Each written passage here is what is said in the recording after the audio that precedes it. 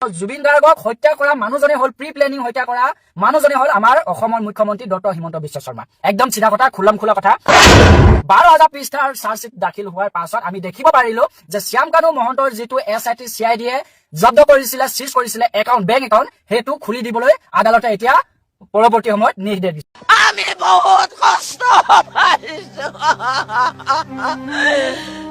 বহুত কষ্ট পাইছো, অৱসান বিচাৰিছো, হিমন্ত চৰকাৰৰ অৱসান বিচাৰিছো।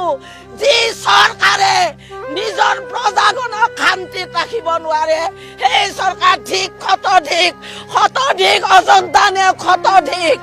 আজি এই মূল্য বৃদ্ধিৰ বজাৰত আমি কঙা হৈ পৰিছো। আমি লাগা বস্তুটো বজাৰ কৰিব নোৱাৰো। গ্ৰাম্যাঞ্চলৰ স্কুলত তলা লগাইছে আৰু আমাৰ অংগনবাদী কৰ্মীৰ ল'ৰা ছোৱালীবিলাকে গাঁৱতো আমি এতিয়া স্কুল নাই, পঢ়াব নোৱাৰো। প্ৰাইভেট স্কুলতো আমি পঢ়াব নোৱাৰো। গতিকে আমাৰ ল'ৰা ছোৱালীয়ে এতিয়া বৰশী বাব, ফান্তা খেলিব আৰু চৰকাৰে পাতি দিয়া মদৰ দোকানৰ পৰা সন্ধিয়া মদ খাই ঘৰৰ দুৱাৰ খিৰিকী ভাঙিব।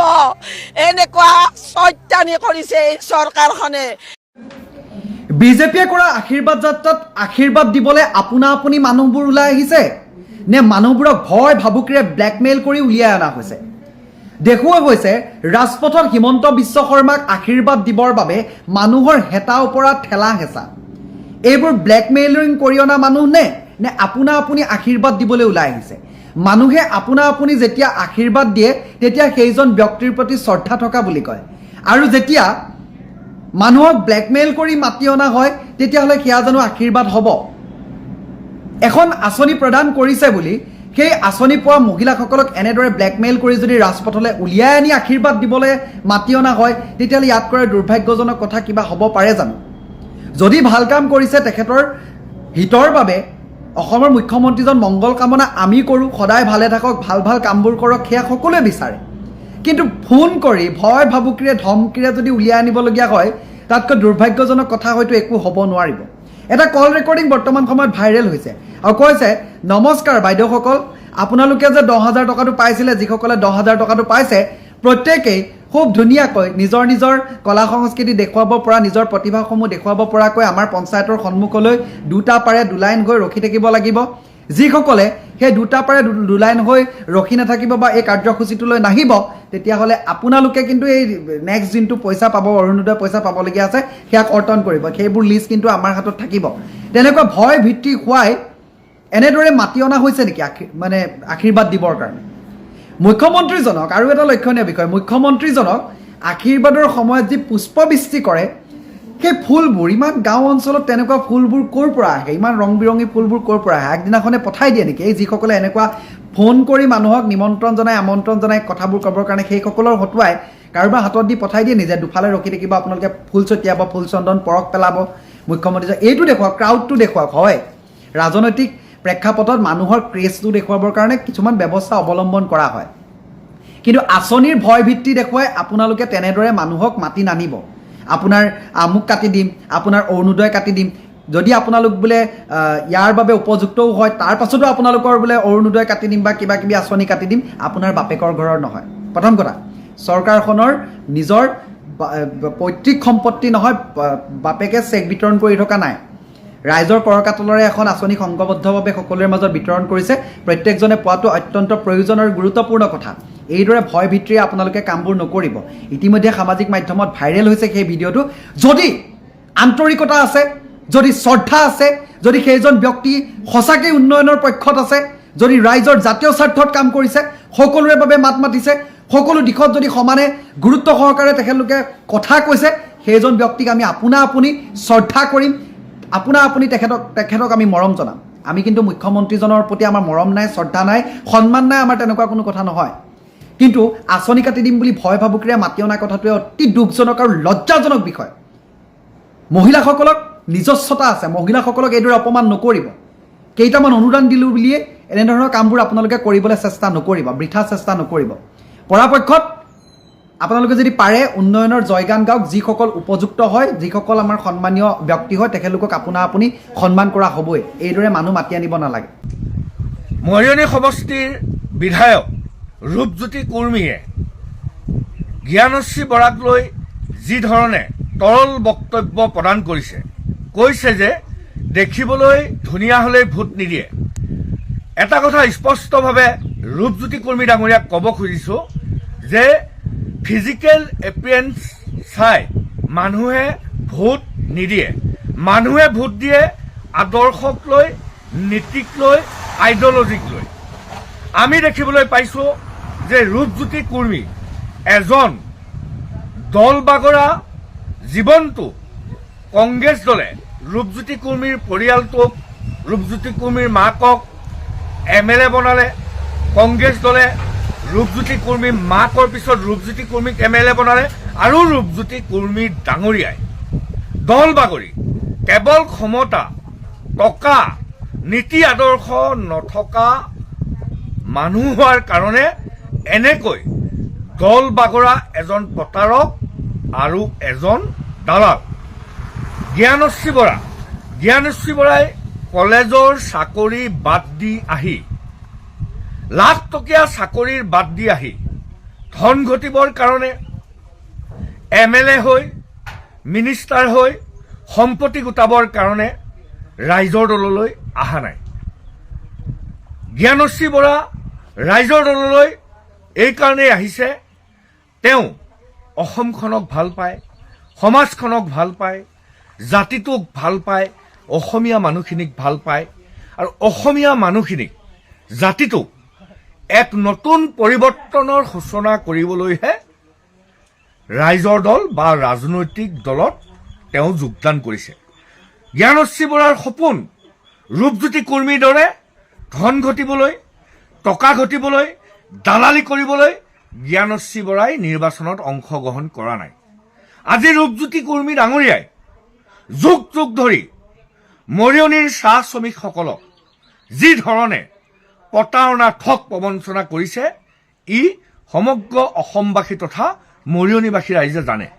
জ্ঞানশ্ৰী বৰাৰ সপোন, ৰাইজৰ দলৰ সপোন, চাহ শ্ৰমিকসকলৰ মজুৰি বৃদ্ধি, চাহ শ্ৰমিকসকলে যুগ যুগ ধৰি বসবাস কৰি থকা, ভোগ দখল কৰি থকা মাটি টুকুৰাক পট্টা দিয়া, চাহ শ্ৰমিকৰ ভঙা ঘৰটো, চাহ শ্ৰমিকৰ জুপুৰি ঘৰটো, চাহ শ্ৰমিকৰ টিংখন ভঙা টিঙেদি টুপ টুপকৈ পানী পৰি থকা ঘৰটোক বনাবৰ কাৰণে, এক সুন্দৰ চাহ শ্ৰমিকৰ ঘৰ বনাবৰ কাৰণে, চাহ শ্ৰমিকৰ দুখৰ সমভাগী হ'বৰ কাৰণে, চাহ শ্ৰমিকসকলৰ যি যুগ যুগ ধৰি কৰি অহা চৰকাৰৰ প্ৰতাৰণাৰ বিৰুদ্ধে সবলভাৱে বিধানসভাৰ মজিয়াত, ৰাজপথত প্ৰতিবাদ সাব্যস্ত কৰি চাহ শ্ৰমিকৰ সমস্যাবিলাক সমাধান কৰিবলৈহে জ্ঞানশ্ৰী বৰাই নিৰ্বাচনত অংশগ্ৰহণ কৰিম বুলি সিদ্ধান্ত লৈছে।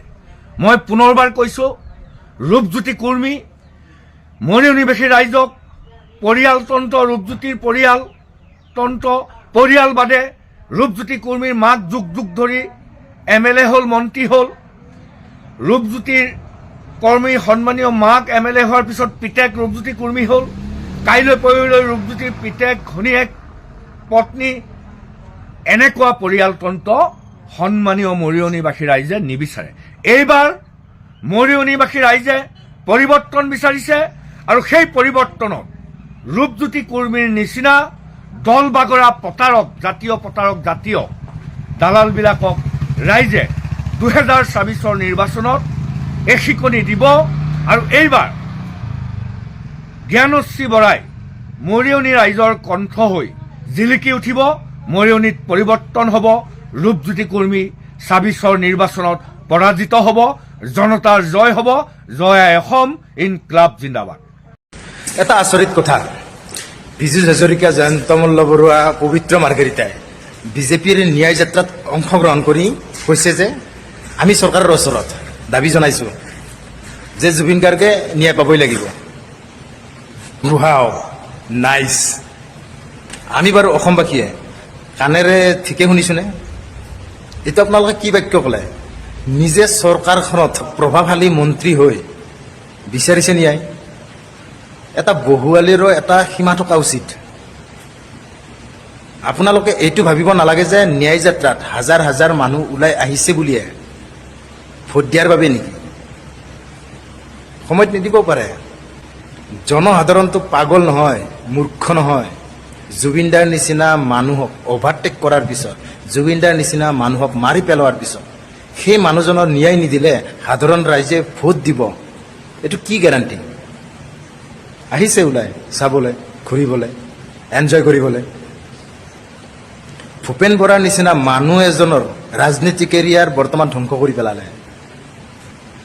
মনত বহু আশা লৈ বিজেপিত যোগদান কৰিছিল, মাত্ৰ শূন্য।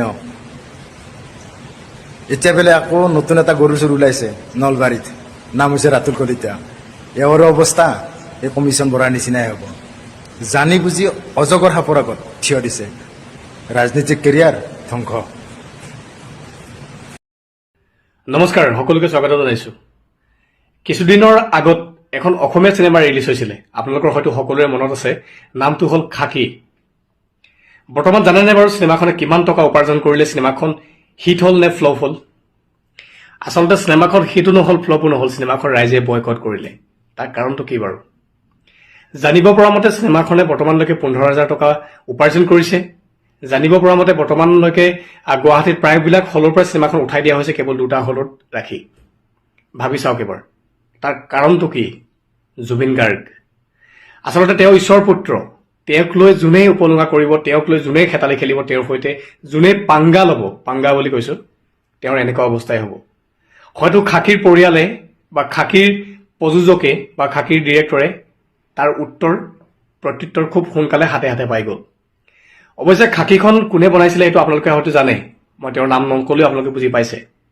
আৰু জুবিনদাৰ জীৱিত কালত তেওঁৰ সৈতে খুবেই আমি ঘনিষ্ঠতা থকা দেখা পাইছিলোঁ। তেওঁৰ সুপুত্ৰৰ পডকাষ্ট চেনেলতো জুবিনদাই গৈ পেলাই বিভিন্ন ধৰণৰ তেওঁৰ খুহুতীয়া মন্তব্যৰ পৰা আদি কৰি বিভিন্ন কথা কৈছিল। তেনেস্থলত সেইজন ব্যক্তিয়ে জুবিনদাৰ অনুপস্থিতিত কিয় তেনেকুৱা ধৰণৰ মন্তব্য কৰিছিল খাকী ৰিলিজ হোৱাৰ আগত, আচলতে ভাবিলে আচৰিত লাগে। মানুহৰ ৰূপ কিমান জলদি সলনি কৰিব পাৰে। জুবিনদা যেতিয়ালৈকে জীৱিত আছিল তেতিয়ালৈকে কিন্তু তেনেকৈ কথা ক'বলৈ তেওঁৰ সাহস নাছিল, আৰু যেতিয়া জুবিনদাৰ অনুপস্থিতিত তেতিয়া কিন্তু জুবিনদাৰ চৰিত্ৰৰ ওপৰত আঙুলি উঠাই কথা ক'বলৈ আহে, আৰু তাৰ ফল ঈশ্বৰ পুত্ৰই হাতে হাতে দি দিলে। ধন্যবাদ সকলোকে যে খাকীখন সকলোৱে বৰ্জন কৰাৰ বাবে। আমি আচলতে জুবিন প্ৰেমী, জুবিন ভক্ত। জুবিনদাক লৈ যিজনে আঙুলি উঠাব, জুবিনদাক লৈ যিজনে কুৱেশ্যন কৰিব, জুবিন গাৰ্গৰ সৈতে যিসকলে হেতালি খেলিব, তাক আমি কেতিয়াও মাফ নকৰোঁ, তাক আমি কেতিয়াও ভাল চকুৰে নাচাওঁ, সেইজন ব্যক্তি লাগিলে যোনেই নহওক। বৰ্তমান ইলেকশ্যন আহি আছে, গাঁৱে ভূঞে চহৰে নগৰে ইলেকশ্যনৰ ঢৌ চলি আছে, থাকিবই। ইলেকশ্যন আহিছে, নিজৰ সময়ত নিজৰ প্ৰচাৰ প্ৰত্যেক দলেই চলাইছে, কৰিবই, স্বাভাৱিক কথা। মই ইলেকশ্যনৰ হৈ মান পাতিব যোৱা নাই, কাৰণ আপুনি কোন দলৰ হয় সেইটো আপোনাৰ বিচাৰ্য বিষয়, আপুনি নিজৰ ইচ্ছামতে কৰক। কিন্তু পাহৰি নাযাব, তাৰ মাজতে কিন্তু আমি জুবিন গাৰ্গৰ ন্যায় বিচাৰি আছোঁ। যদি ইলেকশ্যন কেনেবাকৈ হৈ যায়, তাৰ পাছত জুবিনদাৰ ন্যায় প্ৰক্ৰিয়াটো ক'ৰ পৰা ক'লৈ যাব সেইটো আপোনালোকে এবাৰ চিন্তা কৰক।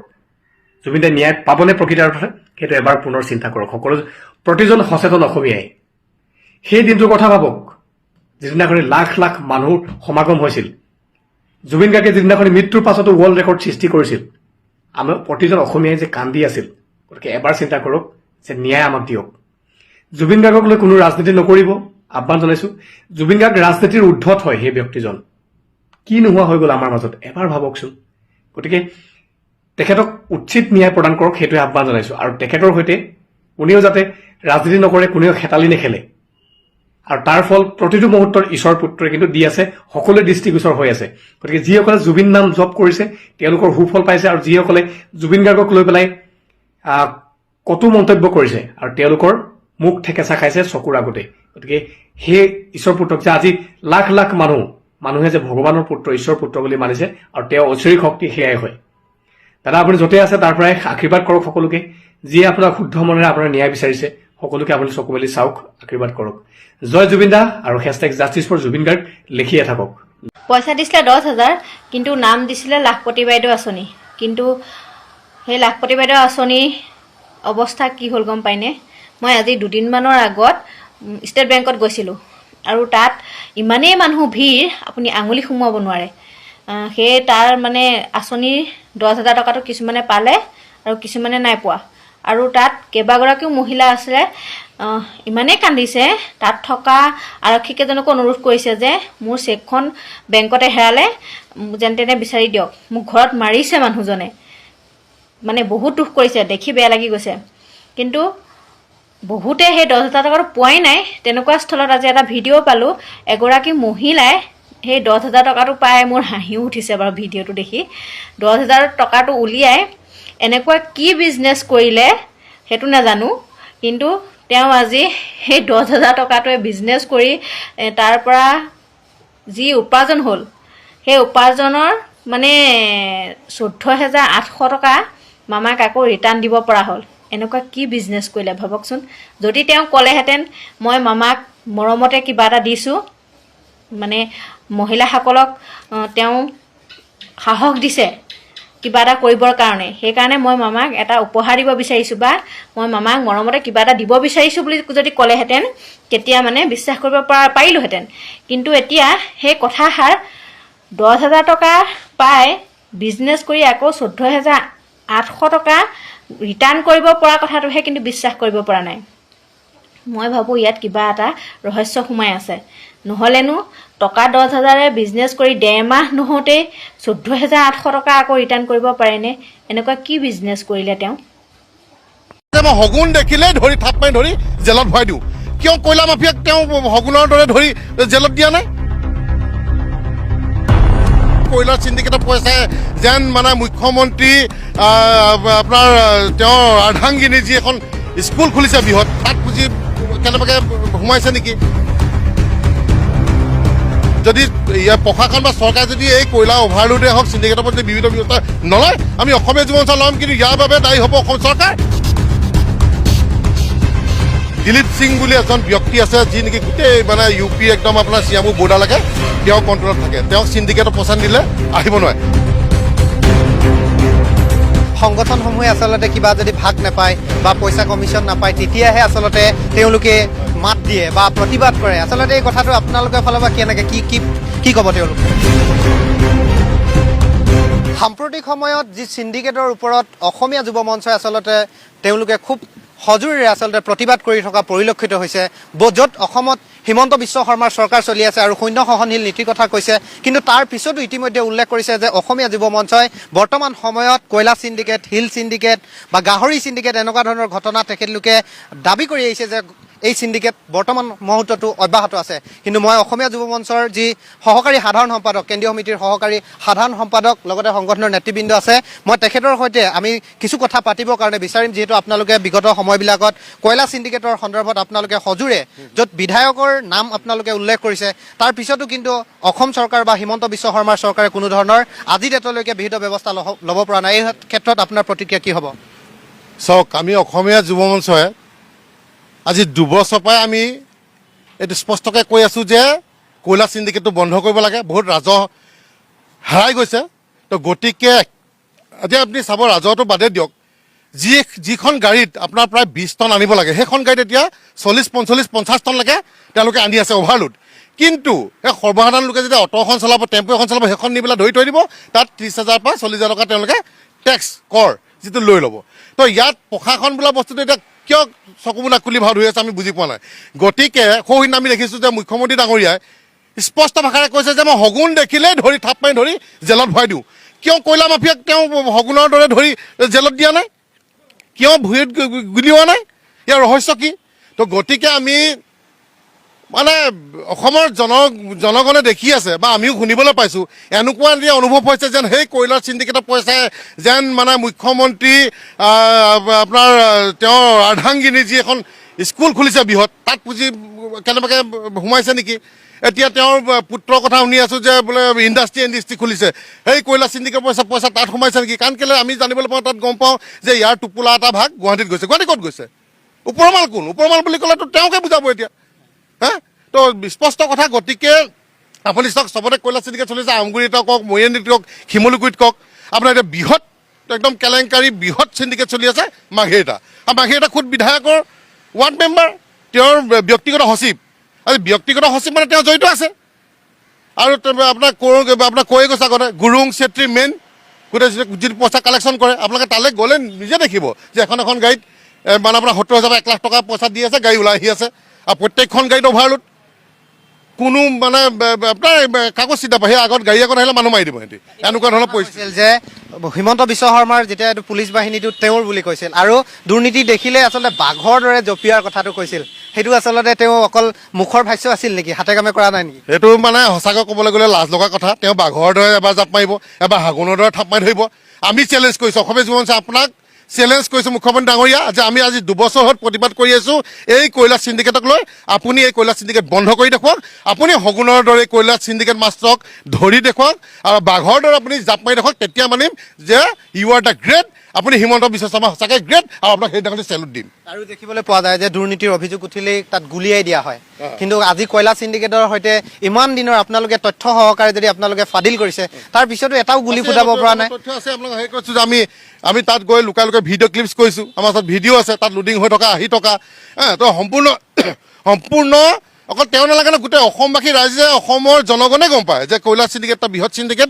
চলি আছে আহি আছে আজি আমগুৰি হৈ আপোনাৰ মহেশ লাহকটীয়া বুলি এজন আনি আছে তেওঁৰ লগত অংগী ভংগী হালটিং বুলি কয় এই অঞ্চলৰ 2 এজন যুৱক আছে তো তেওঁলোকক নধৰে কিয় মনীষ লাহকটীয়াৰ নামটো আমি অপেন কৰিছোঁ যে তেওঁ আনি আছে তেওঁ নিজৰ গাড়ীত আনি আছে 20 টনৰ গাড়ীখনত আপোনাৰ 40 টন আনি আছে এতিয়া যে আপোনাৰ যোগেদি আমি ক'ব বিচাৰিছোঁ যে আজিৰ পৰা যদি ইয়াৰ প্ৰশাসন বা চৰকাৰে যদি এই কয়লা অভাৰলোডে হওক চিণ্ডিকেটৰ ওপৰত যদি বিহিত ব্যৱস্থা নলয় আমি অসমীয়া যুৱ মঞ্চ ল'ম কিন্তু ইয়াৰ বাবে দায়ী হ'ব অসম চৰকাৰ আৰু অসম চৰকাৰৰ প্ৰশাসন আৰু এটা কথা কৈছিল যে আপোনালোকে এইটো কথা কৈছিল যে গাহৰিৰ ওপৰত চিণ্ডিকেট হৈ আছে বৰ্তমান মুহূৰ্তত আপোনালোকৰ দৃষ্টিগোচৰ হৈছে বুলি কৈছে ক'ত কেতিয়া আৰু কেনেকৈ আচলতে গাহৰি চিণ্ডিকেটৰ আপোনালোকৰ কথাখিনি আপোনালোকে গোন্ধ পাইছে গাহৰি চিণ্ডিকেট চক এইটো বহুত যুগৰ পৰা গাহৰি চিণ্ডিকেট চলি আছে কাৰণ কেলৈ শ্ৰীৰামপুৰ গেটত এখন গাড়ীত 90,000 টকা নিদিলে গাড়ীখন পাৰ হ'ব নোৱাৰে তাত গেলি পচি গাহৰি মৰি যাব খালি এটাই দুখ লগা কথা যে আজি অসমৰ যিসকল পালক আছে সেই পালকসকল আজি মৰি গৈছে কাৰণ কেলৈ 400-500 তেওঁলোকে গাহৰি পুহিছে তেওঁলোকৰ ৰেটটো নাপায় কেলৈ ৰেট নাপায় বাহিৰৰ পৰা গাহৰিটো আহি আছে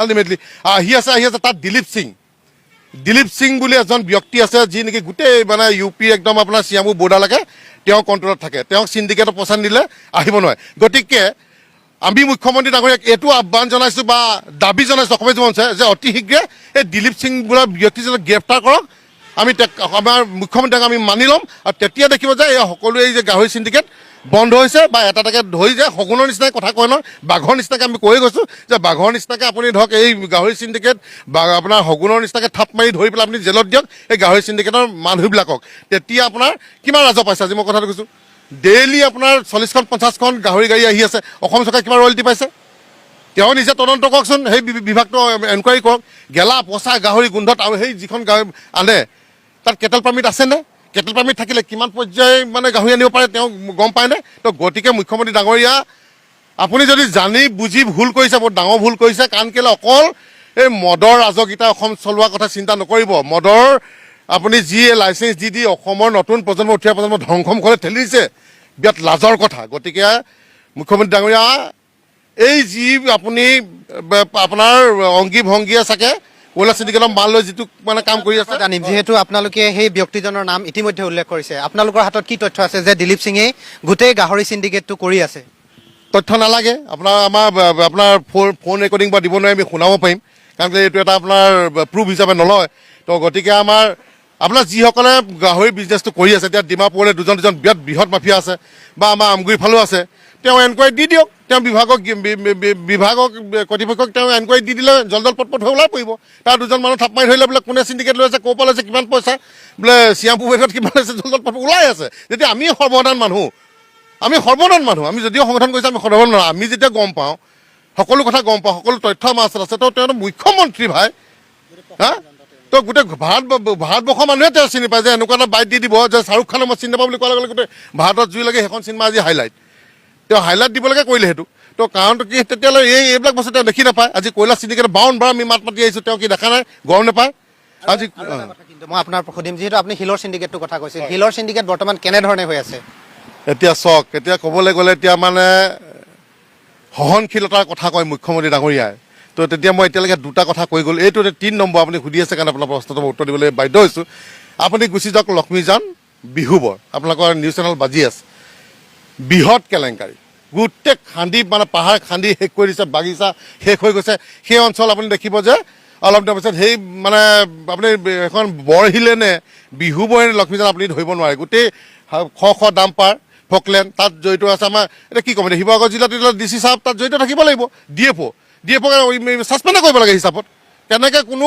নথিপত্ৰ নহয় কেনেকৈ তাত খান্দি আছে তাৰ যিসকল ৰেঞ্জাৰ তাত যিসকল আপোনাৰ বিট অফিচাৰ সকলোকে গ্ৰেপ্তাৰ কৰিব লাগে চিলনি এইটোৱে ওলাই আছে বাঘৰে জাপ মাৰি পৰিলে অকল ধৰিব লাগে কিয় নধৰে কিন্তু আপোনালোকৰ প্ৰতি এটা মোৰ প্ৰশ্ন এটা ৰাইজৰ প্ৰশ্ন থাকে যে সংগঠনসমূহে আচলতে কিবা যদি ভাগ নাপায় বা পইচা কমিশ্যন নাপায় তেতিয়াহে আচলতে তেওঁলোকে মাত দিয়ে বা প্ৰতিবাদ কৰে আচলতে এই কথাটো আপোনালোকৰ ফালৰ পৰা কেনেকৈ কি ক'ব তেওঁলোক সেইটো চূড়ান্ত সত্য মই এইটো নকওঁ যে সকলো সংগঠন হয়তো মেনেজ নাই বুলিও নকওঁ বা তেনেকুৱা ধৰণৰ কথা কিন্তু আজি যদি আমি মেনেজ থাকিলেহেঁতেন বা আমি যদি কিবা পালোঁ বুলি আপোনালোকে গম পালেহেঁতেন আজি 2 বছৰ ধৰি আমি কয়লা ক্ষেত্ৰত মাত মাতি নাথাকোঁ তেনেকুৱা অফাৰ আমালৈও আহে কিন্তু এই অসমৰ জনগণৰ কথা চিন্তা কৰি যদি আমি চব যদি বিক্ৰেতাই হৈ যাওঁ তো অসমখন কোনে চাব কাইলৈ কোনে মাত মাতিব আজি কোনে মাত মাতি আছে কওক অসমীয়া জনসাধাৰণে মাত মাতি আছে ধাৰাষাৰ তেতিয়াহ'লে আমি যদি মেনেজাৰ হ'লে আজি কাৰ্যসূচী ল'ব নাহোঁ আজি 2-4বাৰকৈ প্ৰেছ মিট দিলোঁ কাৰ্যসূচী ওপৰত কাৰ্যসূচী হৈ আছে কাইলৈ পৰহিলে দেখিব কাইলৈ বোলে শুনিবই যে অভাৰলোড গাড়ী 10খন অসমীয়া জনসাধাৰণে ধৰিলে তাৰপিছতো দেখিব যে অসমীয়া জনসাধাৰণে তেওঁলোকৰ ওপৰত এজাহাৰ দিলে খুব সোনকালে আমি গাড়ী ধৰি আছোঁ আৰু সেইসকলৰ ওপৰত আমি এজাহাৰ দাখিল কৰি আছোঁ কিন্তু তাৰ ওপৰত আপোনালোকে এইটোৱে দৃষ্টি ৰাখিব যে প্ৰশাসন তথা চৰকাৰে ইয়াৰ ওপৰত বিহিত ব্যৱস্থা লৈছে নে নাই লোৱা খুব আচলতে স্পৰ্শকাতৰ খুব এটা সামগ্ৰিক পৰিস্থিতিত বৰ্তমান সময়ত আপোনালোকৰ যি চিণ্ডিকেটৰ কথাখিনি ক'লে তাৰ কাৰণে আপোনাক ধন্যবাদ জনাইছোঁ ঠিক আছে অসমৰ ৰাইজে এটা কথাই কেতিয়াও নাপাহৰে সেইটো হ'ল জুবিন দাৰ ন্যায় যিমান যি হওক অসমৰ ৰাইজে জুবিন দাৰ ন্যায় কেতিয়াও নাপাহৰে অসমৰ ৰাইজে জুবিন দাৰ ন্যায় সদায় বিচাৰি থাকিব সদায় বিচাৰি আছে বিচাৰি থাকিব আমাক জুবিন দাৰ ন্যায় লাগিবই জয় জুবিন দা জয় জুবিন দা ভালে ৱৰ্ল্ড কাপ চেম্পিয়ন হৈছোঁ 3বাৰ হৈছোঁ ঘৰমেয়াকে হিষ্ট্ৰী ৰিপিট হ'ব হিষ্ট্ৰী ডিফিট কৰিছোঁ কিন্তু আমাৰ জুবিন দাও ন্যায় লাগিব জুবিন দা ন্যায় লাগিব জুবিন দা লাগিব জুবিন দা আমাক একমাত্ৰ এটাই বস্তু লাগে সেইটো হ'ল জুবিন দাৰ ন্যায় নহ'লে আমি চৰকাৰ আমি সলাই দিব পাৰোঁ ঠিক আছে আমি নতুন প্ৰজন্ম জয় জুবিন দা জয় জুবিন দা জয় জুবিন দা জয় জুবিন দা জয় জুবিন দা মাতা বন্দে মাতা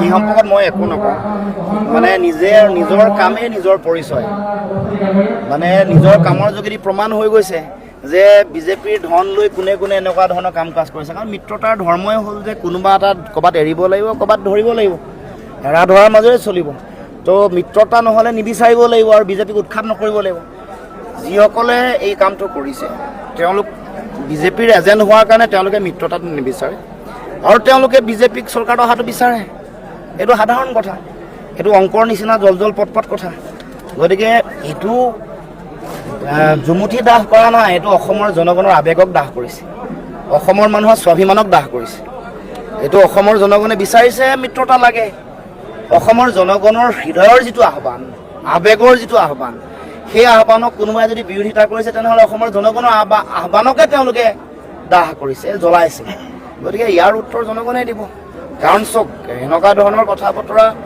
আগতেও আমি দেখিছোঁ যে মানুহৰ সকলোৰে টিকেট বিচৰাৰ অধিকাৰ থাকিবই এইটো ডাঙৰ কথা নহয় কিন্তু বিষয়টো হৈ গ'ল যে মিত্ৰতা যেতিয়া হ'ব এলায়েন্সৰ যিটো ধৰ্ম কোনোবা এটা ক'ৰবাত চিট এটা এৰিব লাগিব ক'ৰবাত এটা পাব আৰু এই ক্ষেত্ৰত তেওঁলোকৰ শীৰ্ষ নেতৃত্বৰ ওপৰত আস্থা ৰাখিব লাগিব গৌৰৱ গগৈ ডাঙৰীয়াৰ ওপৰত আস্থা ৰাখিব লাগিব বা তেওঁলোকৰ কেন্দ্ৰীয় নেতৃত্ব AICC আছে তেওঁলোকৰ ওপৰত আস্থা ৰাখিব লাগিব তেওঁলোকৰ লগত কথা পাতিবৰ কাৰণে সুযোগ আছে তেওঁলোকৰ সভাপতি গৌৰৱ গগৈ ডাঙৰীয়াৰ লগত কথা পাতিব পাৰে তেওঁলোকক মেমৰেণ্ডাম দিব পাৰে তেওঁৰ আগত প্ৰতিবাদ সাব্যস্ত কৰিব পাৰে এইবোৰ অধিকাৰ আছে সেইবোৰ নকৰি তেওঁলোকে যিসকলে এই কাম কৰিছে তেওঁলোক নিশ্চিতভাৱে বিজেপিৰ আশীৰ্বাদ ধন্য অক্সিজেনৰ চিলিণ্ডাৰ বেলেগ ক'ৰবাত আছে আৰু জ্বলিছে বেলেগ ক'ৰবাত জুই বেলেগ ক'ৰবাত লগাইছে চিলিণ্ডাৰ ৰাইজৰ দলৰ লগত মিত্ৰতা হ'বনে মই আশাবাদী হোৱাটো প্ৰয়োজন উচিত বুলি মই ভাবোঁ সেইটো মই এতিয়াই কোৱা নাই মই মোৰ ষ্টেটমেণ্ট সলনি কৰা নাই গৌৰৱ গগৈ ডাঙৰীয়া কাষত থাকিও কৈছোঁ যে দুৱাৰ খোলা আছে নিশ্চয়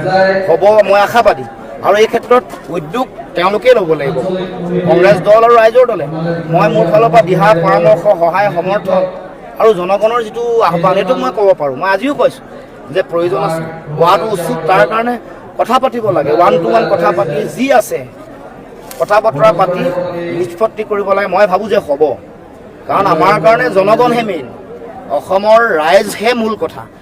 মোৰ নিজৰ ব্যক্তিগত চিন্তা, মোৰ দলীয় চিন্তা, দলৰ মানে দলৰ ভৱিষ্যতৰ কথাতকৈ অসমৰ জনগণৰ ভৱিষ্যত। কাৰণ ক্ষমতা আহিছে কাৰোবাৰ কাৰণে, ক্ষমতা গৈছে। কোনোবা মন্ত্ৰী হৈছে, কোনোবা মুখ্যমন্ত্ৰী হৈছে, উপ মুখ্যমন্ত্ৰী হৈছে, বিধায়ক হৈছে, সাংসদ হৈছে, কিন্তু কাইলৈ তেওঁলোক সলনি হৈছে। জনতাই যেতিয়া বিচৰা নাই তেওঁলোকক আঁতৰাই দিছে। গতিকে জনগণৰ ওপৰতে সকলো কথা নিৰ্ভৰ কৰিব। গতিকে জনগণে আজি বিচাৰিছে যে এই যিটো ভয়ংকৰ পৰিৱেশ চলি আছে ইয়াৰ পৰা পৰিত্ৰাণ লাগে, আৰু তাৰ কাৰণে ঐক্যবদ্ধ হোৱাটো গণতান্ত্ৰিক দায়িত্ব, জাতীয় দায়িত্ব। দেশৰ সংবিধান বচাবৰ কাৰণে, গণতান্ত্ৰিক ঐতিহ্য পৰম্পৰা বচাবৰ কাৰণে, ন্যায়পালিকা, দেশৰ যিটো স্বতন্ত্ৰ গণতান্ত্ৰিক যিবোৰ অনুষ্ঠান আছে এইবোৰৰ স্বতন্ত্ৰতা, এইবোৰৰ সুৰক্ষিত ভৱিষ্যতৰ কাৰণে সকলোৱে এই যিটো দায়িত্ব, এই দায়িত্ব পালন কৰিবলৈ দেশত য'ত য'ত এই কথাবোৰ গণ্ডগোল হৈছে, হাৰিয়ানা, দিল্লী, মধ্যপ্ৰদেশ, য'ত য'ত গণ্ডগোল হৈছে তাতে শাসকীয় পক্ষ লাভান্বিত হৈছে, তেওঁলোকে লাভ পাইছে, আৰু ফলত বিৰোধী নিৰ্বাচনত পৰাভূত হৈছে। গতিকে সেইবোৰ কথা ইতিহাস সকলোৱে উপলব্ধি কৰক। দেশৰ বাস্তৱিক পৰিস্থিতি যিটো বাইপোলাৰ মোড অফ ইলেকশ্যন, মেৰুত বিভক্ত, এফালে শাসকীয় পক্ষ, আনফালে বিৰোধী, সেইবোৰৰ যুক্তিযুক্ততা, সেইবোৰৰ বাস্তৱিক পৰিস্থিতি অনুধাৱন কৰি প্ৰত্যেকে মই ভাবোঁ যে নিজৰ সাংবিধানিক, গণতান্ত্ৰিক আৰু জাতীয় দায়িত্ব পালন কৰিব।